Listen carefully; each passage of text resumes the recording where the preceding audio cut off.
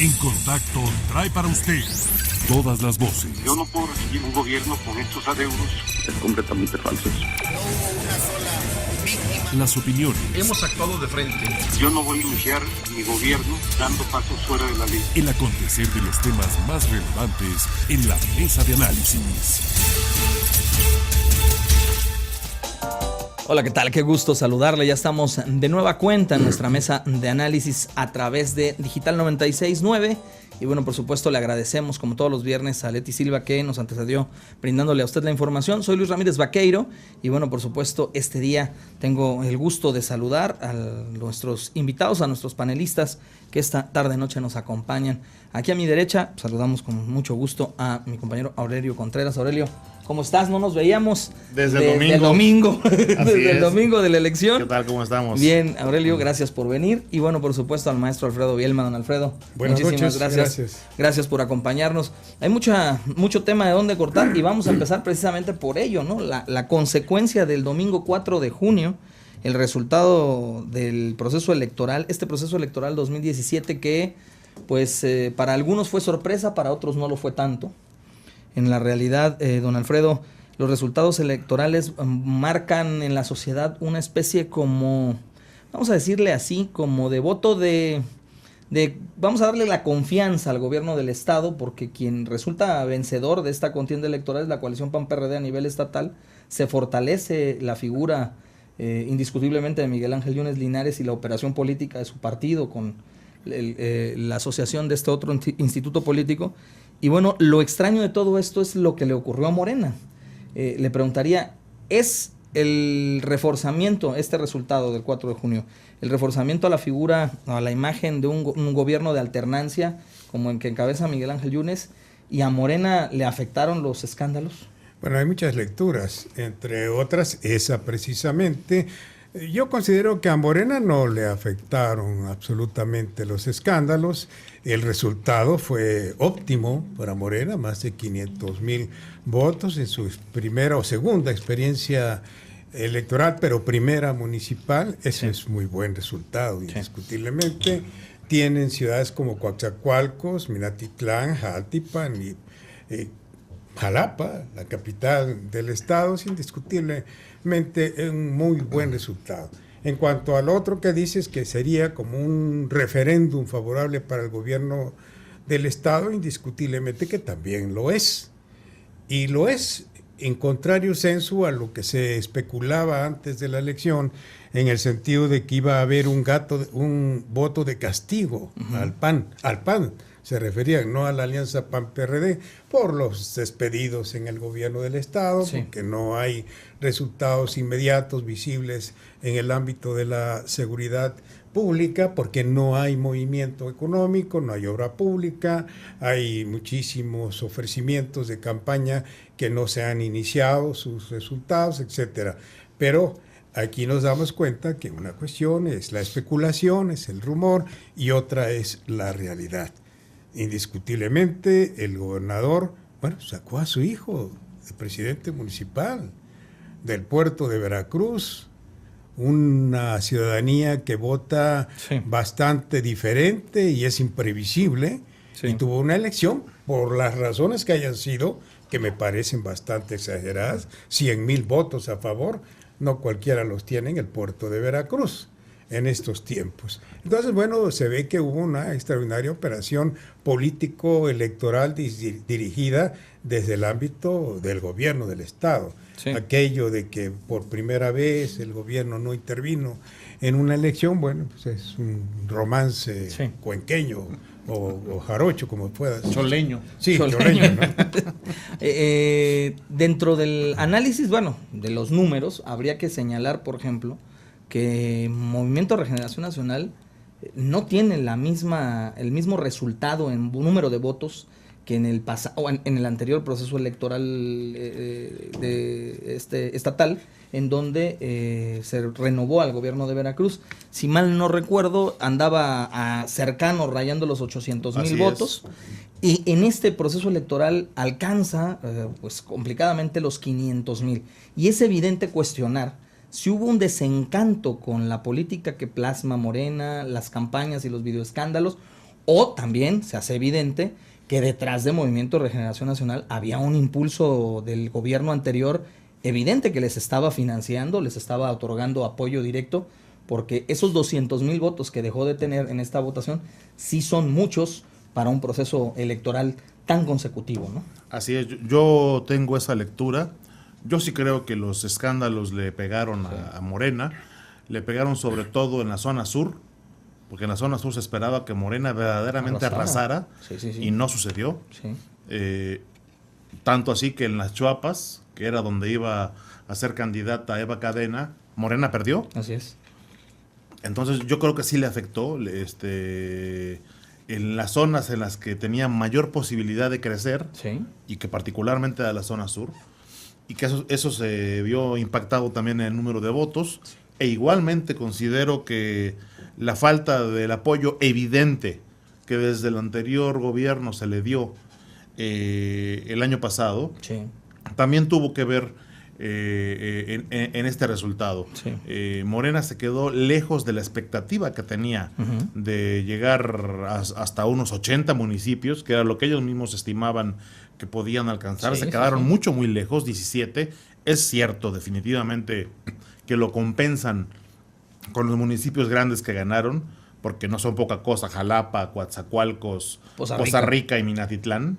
Evidentemente hay una marca, es muy ¿no? Importante. Hay una marca que tiene que ver mucho con la relación Estado federal, o sea, el gobierno de la República, y el tema de los petróleos, en los otros tres municipios, aparte de Jalapa, Coatzacoalcos, Mina y Poza Rica, es muy claro que es el voto petrolero, sí, el voto petrolero de castigo al gobierno priista, sí, y que pues vota por el mayor enemigo de ese gobierno priista, que es Morena. En el caso de Jalapa, además de que hay una tradición de voto opositor. En la ciudad, sí, aquí yo creo que también se dio con otro fenómeno.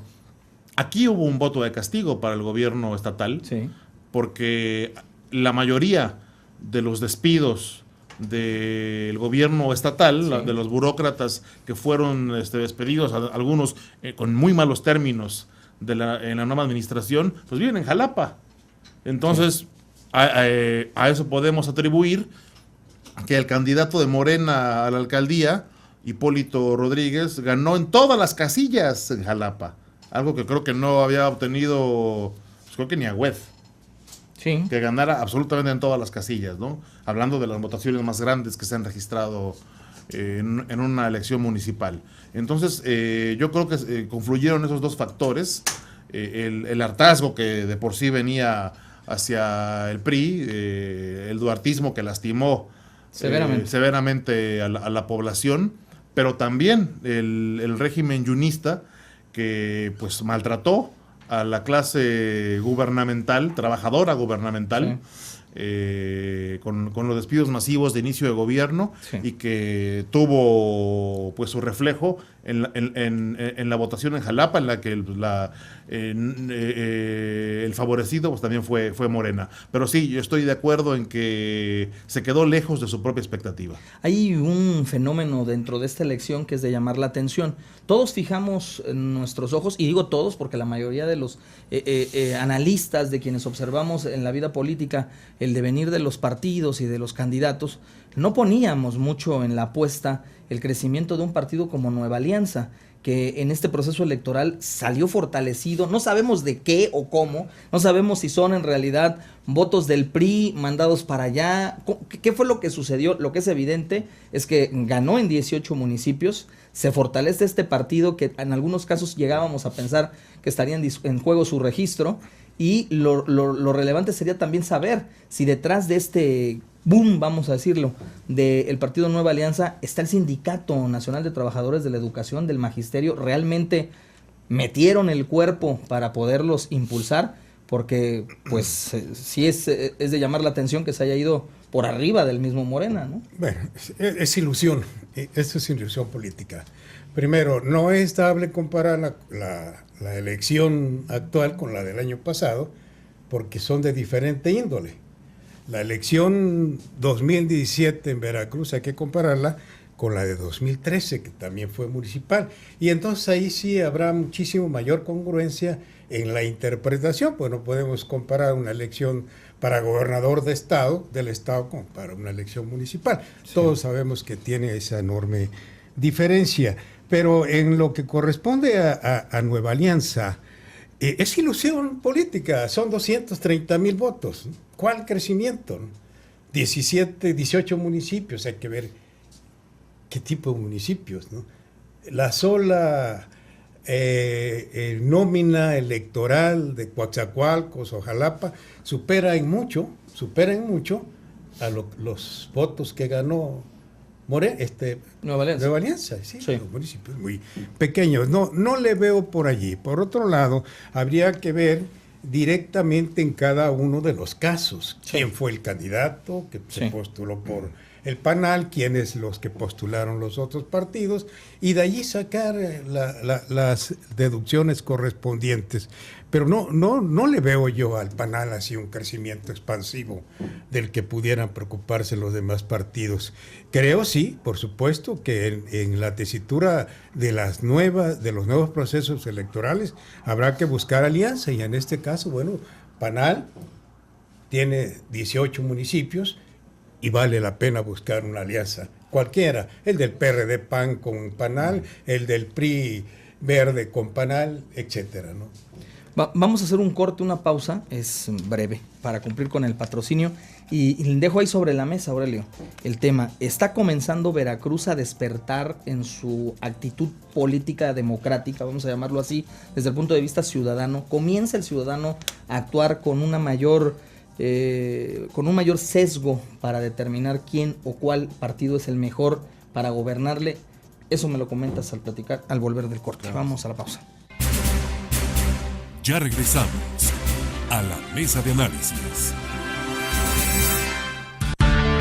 El gobierno del estado de Veracruz te invita a la exposición Fuerzas Armadas, Pasión por Servir a México, del 9 de junio al 9 de julio. Te esperamos de lunes a domingo, de 9 a 1 y de 5 a 9, en el recinto de la Feria Ganadera Ilán, Boca del Río, Veracruz. Ven, convive con tus Fuerzas Armadas y celebremos juntos el centenario de nuestra Constitución. Recuerda que unidos somos la gran fuerza de México. Entrada libre. Testigo fiel al paso de los años de la historia de la capital veracruzana, cual centinela resguarda el Palacio de Gobierno y la Catedral Metropolitana. La Plaza Lerdo fue el primer sitio en que los militares se reunían para rendir honores a los símbolos patrios. Era el punto en el que finalizaba el recorrido del llamado Camino Real. Lleva el nombre del ilustre jalapeño, don Sebastián Lerdo de Tejada, y contiene la réplica de la estatua original del expresidente de la República, de 1872 a 1876. Hoy en día la plaza es el punto de concentración para los grupos de ciudadanos organizados que desean realizar algún tipo de manifestación o consigna al gobierno, pero también para llevar a cabo alguna celebración masiva.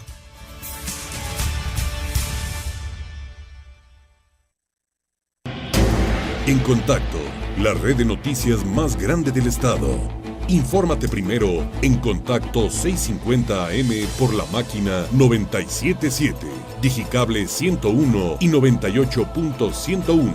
YouTube Contacto Jalapa Directo. En Contacto.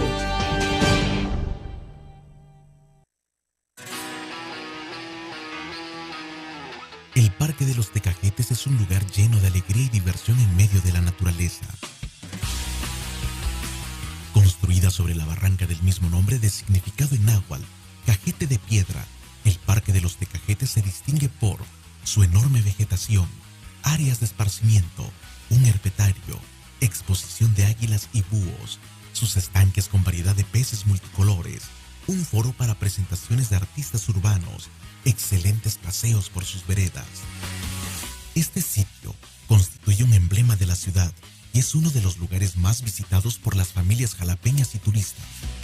En el interior del parque encontramos La Olla, escultura de Ignacio Pérez Solano, cincelada en piedra de jico. Al principio se le ubicó en la avenida Ávila Camacho, esquina con Miguel Alemán. Posteriormente fue trasladada frente al Museo de Antropología y de ahí pasó a Los Tecajetes, donde se asienta sobre una base circular. En Contacto, el equipo informativo más completo de la radio trae para ti el acontecer noticioso del día. En Contacto, segunda emisión, 13 horas por la máquina 97.7, Digicable 101 y 98.101. YouTube Contacto Jalapa Directo. Si te quieres mantener informado, te invito a que sintonices En Contacto. Soy Luis Ramírez Vaqueiro. Acompáñame. En Contacto. En Contacto, cierra la jornada con el análisis de la vida político-social económica de Veracruz, México y el mundo.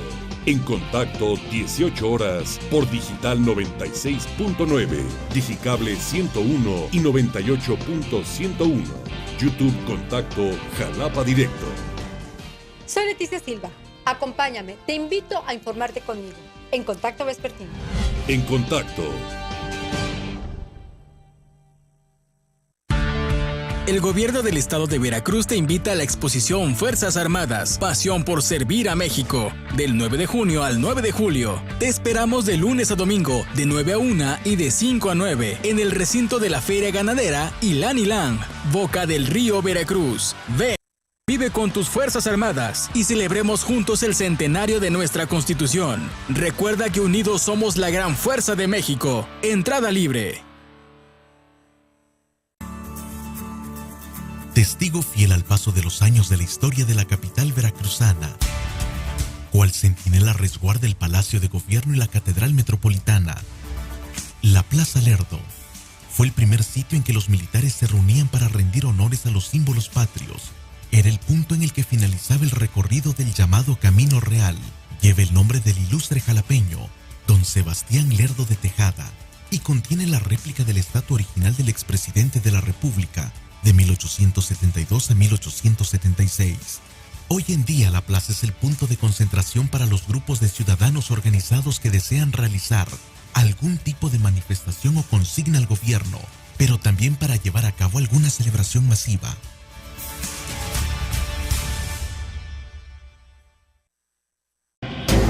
En Contacto, la red de noticias más grande del estado. Infórmate primero en Contacto 650 AM por la máquina 97.7, Digicable 101 y 98.101. YouTube Contacto Jalapa Directo. En Contacto. En Contacto, el equipo informativo más completo de la radio trae para ti el acontecer noticioso del día. En Contacto, segunda emisión, 13 horas por la máquina 97.7, Digicable 101 y 98.101. YouTube Contacto Jalapa Directo. Si te quieres mantener informado, te invito a que sintonices En Contacto. Soy Luis Ramírez Vaqueiro. Acompáñame. En Contacto.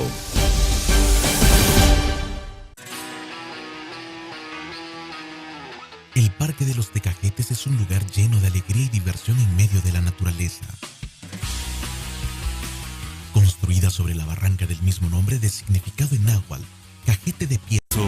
En la mesa de análisis. Regresamos a nuestra mesa de análisis a través de Digital 96.9 y bueno, Aurelio, dejábamos sobre la mesa.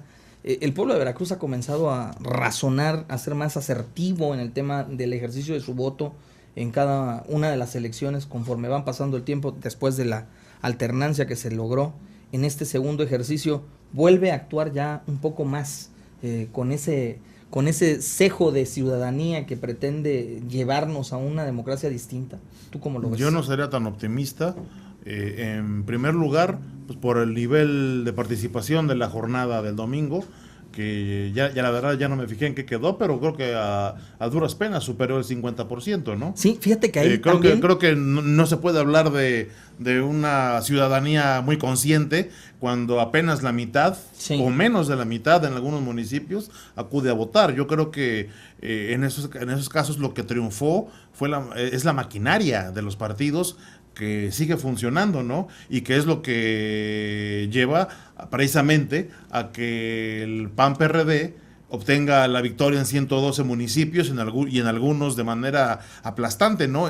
Esa maquinaria que sustituye la participación ciudadana, ¿no? Porque yo creo que si hubiera habido una mayor participación ciudadana, pues sí habría habido algún castigo a un gobierno que en 6 meses no ha dado realmente o prácticamente ningún resultado tangible sobre las cosas que prometió, salvo meter a la cárcel a algunos funcionarios, pero que en materia económica y que en materia de seguridad, pues no vemos ningún avance claro, ¿no? Entonces, en ese sentido, yo creo que se impuso la operación política, la maquinaria, por lo que los ciudadanos dejamos de hacer y que yo creo se refleja sobre todo en bajas participaciones en los comicios, ¿no? Yo creo que hay que insistir en que sí, es un derecho votar, pero también es una obligación, y que cuando los ciudadanos dejamos que esa obligación quede en el vacío, pues siempre habrá quien llegue a llenar esos vacíos y que los llena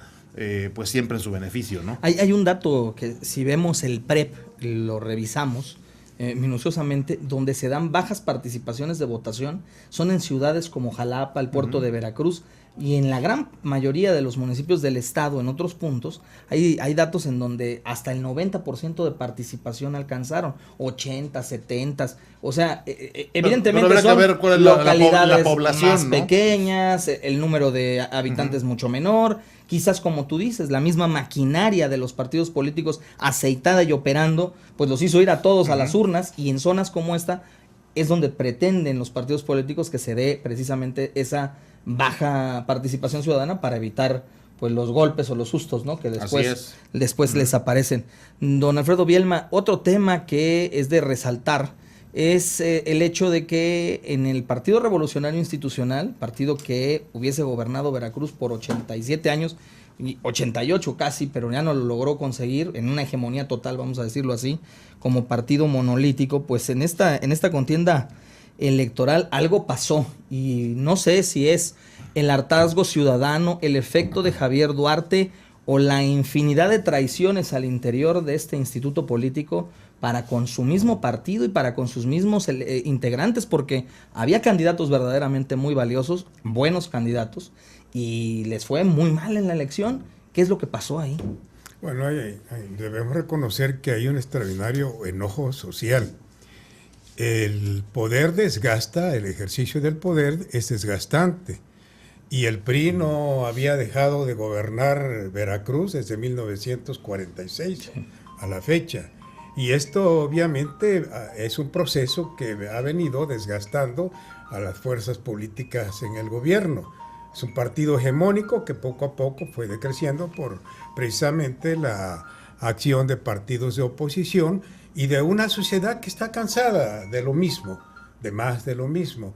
El resultado viene o se deriva de muchísimos factores, entre otros, Tlatlaya, Ayotzinapa, incremento en el costo de la gasolina, incremento en las tarifas de la energía eléctrica, la Casa Blanca, Duarte, los Duartes, pues, Borges, la reforma educativa, Medina, la reforma educativa, energética. Entonces son expedientes que se van cargando en la conciencia ciudadana, la van cansando, y bueno, pues quiere un cambio. Que ese cambio que representa una supuesta esperanza vaya a ser bueno o malo, eso es cuestión, está por verse, está por verse. Y sí, pues debemos como ciudadanos tener muchísimo cuidado para poder saber o interpretar hacia dónde vamos. Pero sí, fue un voto indiscutiblemente de castigo. Y porque, bueno, pues son más de 20 años de campaña de López Obrador hacia su partido, y eso pesa. Debe, tras este resultado, Aurelio Contreras, la dirigencia actual de este instituto político, hablando del PRI, debe de renovarse, debe de cambiarse. Hay un distanciamiento entre su actitud y lo que le está marcando el centro. ¿Vendrá un cambio? Seguramente vendrá un cambio. Creo que estaba incluso cantado, fuera cual fuera el resultado, que va a haber un cambio en la dirigencia del PRI, porque finalmente lo que viene ahora es la sucesión en la gubernatura. Entonces, lo que viene ahora es el reacomodo de las fichas de los aspirantes. y ese reacomodo de fichas pues pasa por el PRI.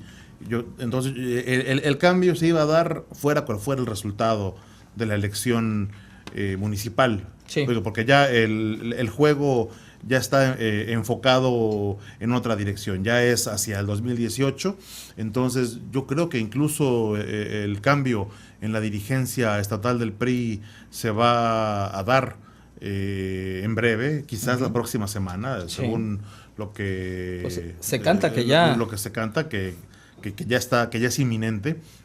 Yo creo que también tiene que darse pues un cambio en los representantes del CEN del PRI, porque también son responsables sí. del mal resultado de su partido en esta elección. Durante la campaña incluso hubo señalamientos de que la delegada Lorena Martínez hasta operó en contra de algunos candidatos del PRI, sí. que estaba más bien ocupada apoyando a candidatos del Verde o de algún otro. Entonces yo creo que esa figura también está muy desgastada, pero quizás ese relevo venga hasta que se concrete bien en los resultados en las elecciones del Estado de México y de Coahuila y se sepa qué va a pasar con la dirigencia del propio Enrique Ochoa, ¿no?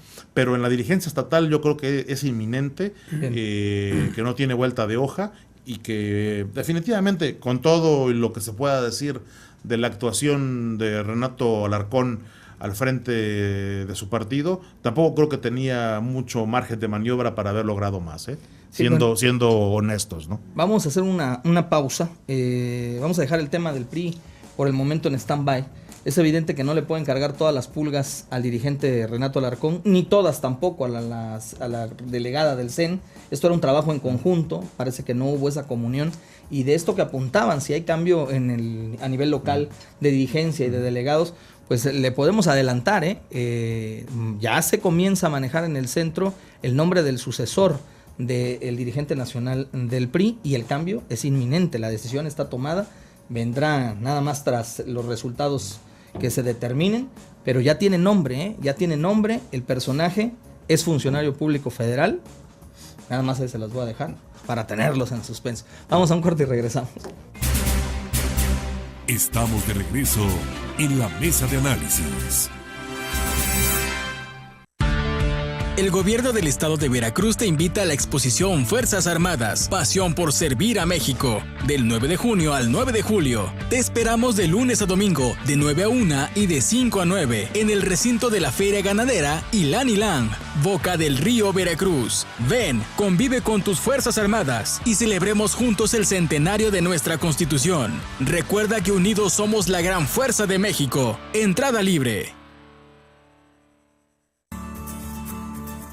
Testigo fiel al paso de los años de la historia de la capital veracruzana, cual centinela resguarda el Palacio de Gobierno y la Catedral Metropolitana.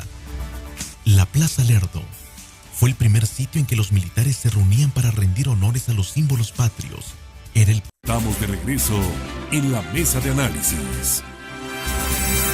Regresamos a nuestra mesa de análisis. Hablábamos de si cargarle todas las fichas y las pulgas al responsable de la debacle en el PRI, a Renato Alarcón, o a la dirigente Lorena Martínez. Lo cierto es que pues tendrá que haber un cambio de dirigencia y todo apunta a que a quien perfilan ya como posible sucesor de Renato y como responsable de sacar el proceso electoral en el estado de Veracruz para el proceso de sucesión gubernamental sea al alcalde de Jalapa, Américo Zúñiga Martínez, a quien dicen algunos cercanos a él, pues ya desde hace un mes habría mandado a hacer el reacomodo y la entrega, recepción de sus oficinas y que bueno, nada más está esperando, como dicen, la luz verde del semáforo para enfilarse hacia Ruiz Cortines y esta calle Francisco Moreno, ¿no?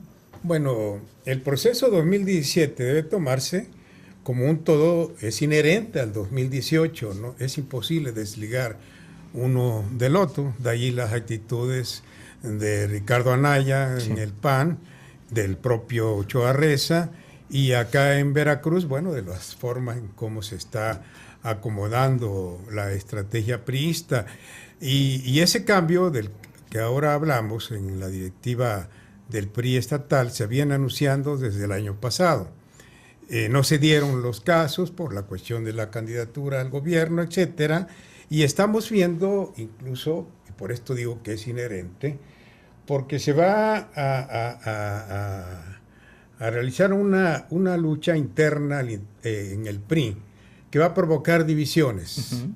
El senador Héctor Yunes declaró hace 3 días, el lunes, en el sentido que él no aceptaba un cambio, que Renato estaba bien. Obviamente él está enterado de estos movimientos y está enterado del nombre que tú mencionas, del alcalde jalapeño, para el PRI, porque el alcalde jalapeño representa esta tendencia, que es la del senador Yunes Zorrilla. Sí. Y bueno, pues allí está ya en visión de la perspectiva política priista en el estado de Veracruz, que se viene una división bastante seria. Sí. Porque es difícil que Héctor obtenga nuevamente la candidatura del PRI, y siendo un factor importante en la militancia de ese partido, indiscutiblemente que va a provocar un impacto severo la decisión que él vaya a tomar, porque incluso se habla de que él pudiera irse a otro partido, en fin, su salida del PRI, como dicen en el argot de la base, está cantada, si es que no le dan la candidatura, y será difícil que ésta se la den. Ahora, también pasando a otro tema, esto del arranque de la asociación gubernamental, pues es evidente que ya comenzó. Tras la votación del 4 de junio, los aspirantes a ser gobernador del estado comienzan a mover todo su equipo, sus baterías, para poder ir en pos de la postulación de sus partidos y ganarse, pues, o granjearse, vamos a decirlo, a los ciudadanos, al electorado. En el PRI, pues ya levantó la mano Héctor Yunes otra vez, pero está también otro personaje como el senador José Francisco Yunes Zorrilla, quien entendemos que en un acuerdo inicial pues habían quedado en que, bueno, pasas tú y después voy yo. Parece que en ese acuerdo pues jugó Héctor Yunes con la gramática y pues quiere otra vez aspirar. Debe dejar Héctor Yunes pasar su tiempo ya, porque evidentemente él ya fue candidato al gobierno de Veracruz, y permitirle a un personaje como José Francisco Yunes Zorrilla ser el candidato del PRI, buscar la unidad del partido, con a efecto de poderle dar pelea a quien hoy gobierna el estado de Veracruz, Aurelio. Por congruencia debería ser así, porque se supone que ese fue el pacto que ellos tuvieron, ¿no? Pero queda claro que Héctor Yunes no está dispuesto a respetar ningún pacto, ¿no? Él está pues empecinado en obtener esa candidatura de nuevo, sí, porque cree que le alcanza con lo que obtuvo el año pasado para a ver si se le hace el año que entra, que yo vería muy difícil que pudiera hacer algo. El senador José Yunes también está en lo suyo, de que buscará ser el candidato, pero yo no creo que la baraja del PRI se vaya a quedar únicamente entre ellos dos. Yo creo que se va a hacer más amplia. De entrada, yo creo que el nombre del alcalde de Orizaba, Juan Manuel Díez, va a entrar en esa ecuación, porque finalmente es en este momento el único gobernante priista que tiene algo bueno que decir, que aportarle al PRI, porque bueno, los senadores no son gobernantes, son legisladores. Sí, claro. Juan Manuel podría ser una carta con la que el PRI pudiera presumir, sí podemos hacer un buen gobierno, ¿no? Un rostro distinto. Además, un rostro distinto, ¿no? Que no pertenece a ninguna corriente política del PRI, en realidad, que llegó ahí casi por casualidad, pero que pues ha dado resultados que al menos en su municipio le son ampliamente reconocidos por la población. Que no quiere decir que pudiera hacer lo mismo por todo el estado, ¿no? No es lo mismo gobernar un ayuntamiento que gobernar todo Veracruz, ¿no? Claro. Pero pues bueno, políticamente creo que sería un producto muy vendible. Sí. Y además otros actores van a comenzar a mover. Yo no creo que se quede ni en 2 ni en 3 la baraja del PRI. Yo creo que va a ser una contienda interna muy cerrada por obtener la candidatura a la gubernatura, pero que el PRI tendrá que ser muy cuidadoso en la manera como la procesa, porque si se divide, está muerto. O sea, si se divide, no va a tener con qué hacerle frente al vendaval que sí pueda hacer Morena en la elección del año que entra, porque a diferencia de la elección de este año, en 2018 también va a aparecer en las boletas Andrés Manuel López Obrador, sí, que va a ser seguramente el candidato presidencial de ese partido, y cuando está Andrés Manuel en la contienda y en la boleta, jala para arriba a todos los demás candidatos que lo acompañan en el partido en el que esté, ¿no? Entonces, por un lado, y por otro, del lado del PAN, que también no veo cómo alguien puede impedirle al actual gobernador que le abra el paso a su hijo Miguel Ángel Yunes Márquez para que sea él el candidato a la gobernatura, porque simple y sencillamente tuvo buenos resultados electorales este año, y no veo alguna otra figura local en el PAN que pudiera disputarles con fuerza, con algún viso de realidad esa candidatura, ¿no? Entonces, en el PRI, que es el partido que en este momento sería el rival más débil, por llamarlo de alguna manera, tendrán que procesar su proceso interno con muchísimo orden, con muchísima sensatez, porque si no están fuera de la jugada, desde mi punto de vista. Ya has mencionado, y se me adelantaron al tema, ya se me notan las ideas, los posibles candidatos de Acción Nacional para el gobierno también del Estado, pero en Movimiento de Regeneración Nacional hay serias dudas quién va a poder ser su candidato. En primera instancia porque hay algún impedimento constitucional que pudiera ser salvable, pero eso les llevará también algún tiempo. Todo indicaría que Rocío Nale sería la próxima candidata natural, vamos a decirlo así, porque Andrés Manuel lo ha venido manejando entre sus filas como la posible candidata al gobierno de Veracruz, aun cuando también tienen allá a Cuitláhuac García, que no creo que repita. Pero ¿quién sabe? Por ahí también hay el nombre de otro personaje que también sorprendería a muchos y que está muy ligado a Movimiento de Regeneración Nacional, aún siendo integrante fue candidato, fue presidente municipal y diputado federal y local por el PRI.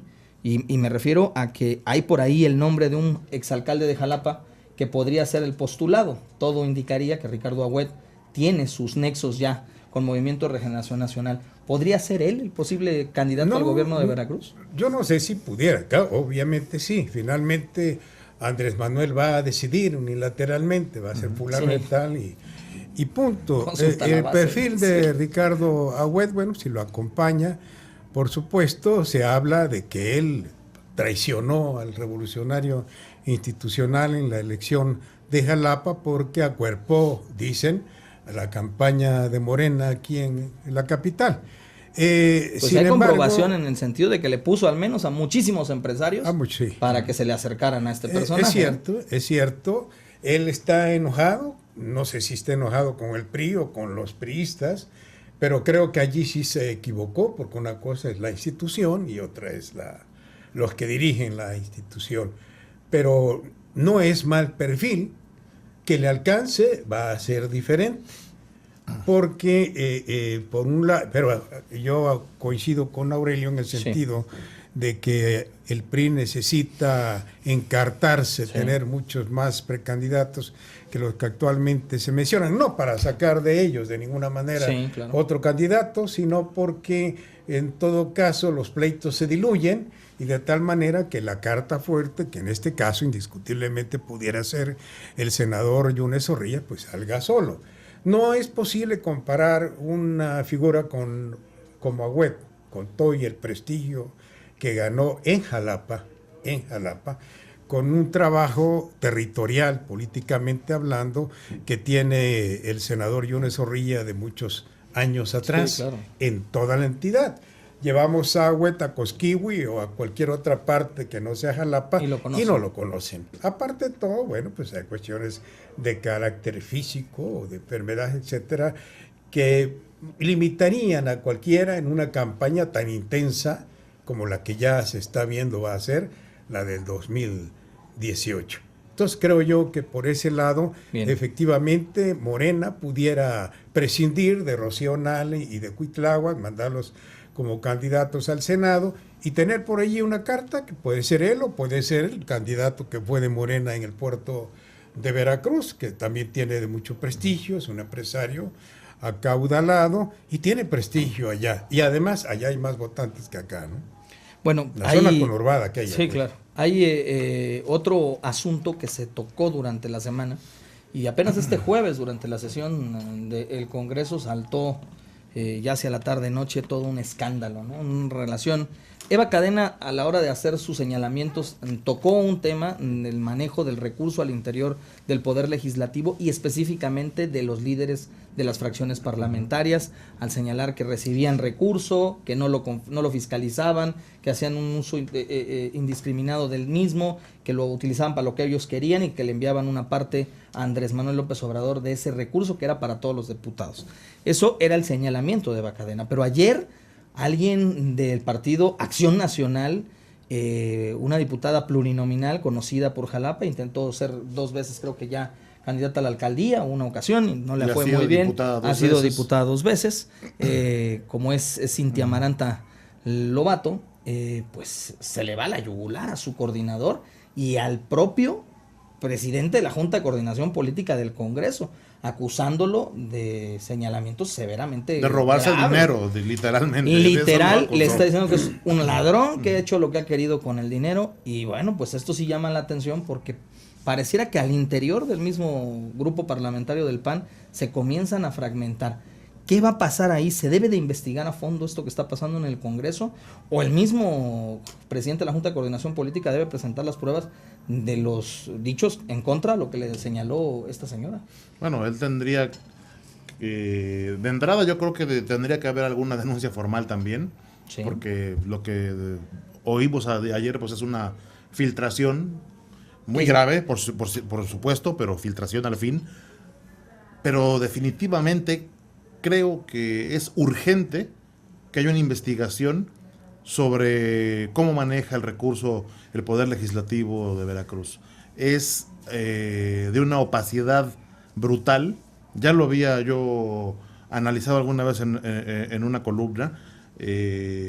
Cómo, para empezar, la manera como tienen asignados los sueldos, algunos verdaderamente estratosféricos, sí, para tareas que no corresponden con un salario de esa magnitud, algunos incluso superiores a lo que gana el propio gobernador del estado.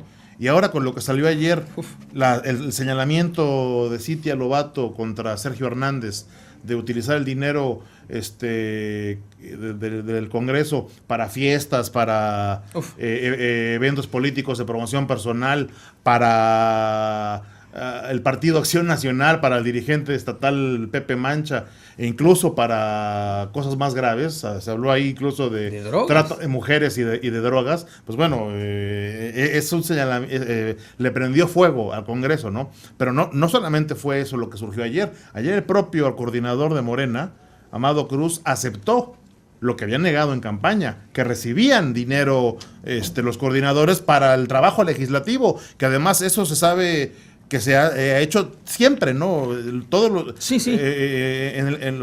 las legislaturas, los coordinadores de las bancadas reciben un recurso para realizar foros, para realizar trabajo legislativo, para hacer gestión, y creo que está incluso contemplado en una partida. Y ellos, por conservar las formas, las apariencias más bien electorales, negaron que lo recibieran, y ahorita no les quedó más que aceptarlo. Aquí el asunto es una opacidad total en el manejo de los recursos que se hace en el Congreso del Estado. Tendría que darnos una explicación de entrada el órgano de fiscalización superior. ¿Qué pasa con ese dinero? No lo fiscalizan, lo reciben los diputados y hacen con esa lana lo que se les pega la gana. Claro. O sea, son partidas discrecionales, son como aquella partida secreta que tenían Salinas, ¿no? Que tenían los presidentes de la República. Sí, claro. Tienen que aclarar de qué se trata ese dinero y en qué se ocupa, definitivamente. Y respecto de los señalamientos delictivos que hizo la diputada Lobato, creo que tendría ella que, para empezar, pues probar o decir de dónde lo saca. Claro. Y si hay elementos, pues entrar la autoridad ministerial, la Fiscalía General del Estado, también a hacer una investigación. Creo que es urgentísimo que alguien meta mano, claro, eche un ojo en lo que pasa dentro del Congreso de Veracruz. Pues yo les agradezco infinitamente que hayan venido esta tarde-noche a esta mesa de análisis para platicar con el auditorio de estos temas. Y bueno, nosotros, gracias don Alfredo Bielma, como Buenas siempre, noches, por su disposición. Gracias Aurelio Contreras, Buenas noches, muchas como gracias. siempre. Y nosotros nos despedimos invitándolo para que mañana escuche a Fernando Hernández a través de del 97.7 de FM La Máquina. Ahí le espera todo el equipo de Contacto Deportivo. El próximo lunes ya a las 6:50 de la mañana le espera de nueva cuenta nuestra compañera Ariadna Lezama, quien regresa precisamente pues a su espacio, y nosotros nos escucharemos a la 1 de la tarde. Que tenga usted un excelente fin de semana. Soy Luis Ramírez Vaqueiro. Pásela bien.